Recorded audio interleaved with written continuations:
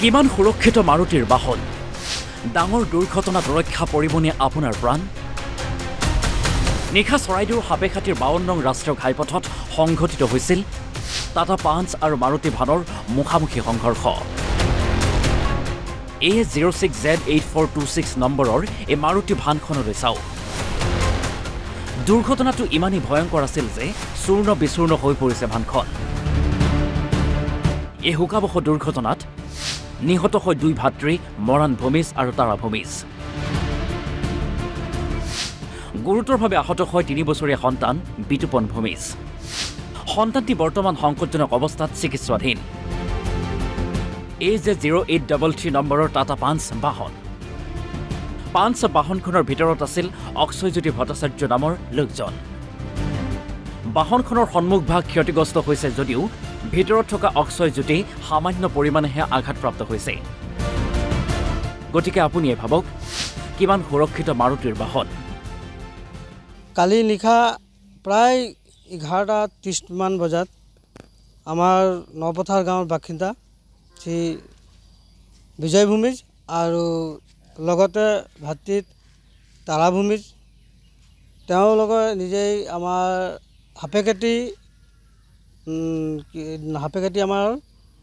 নখাট গাঁৱত তেওঁৰ চচুবুৰা ঘৰ আছে সেই চচুবুৰা ঘৰত ফুৰি আহাত ৰাতিয়ে পলম হ'ল আহি থাকোঁতে আমাৰ যিটো মেইন ৰাস্তা আমাৰ টিংখাং যোৱা মেইন ৰাস্তা এই মহৰম আমাৰ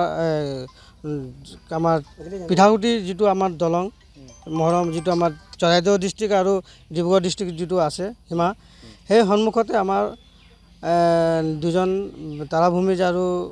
বিজয় ভূমিজে যিটো অপজিট সাইডৰ যিটো গাড়ী আমাৰ টাটা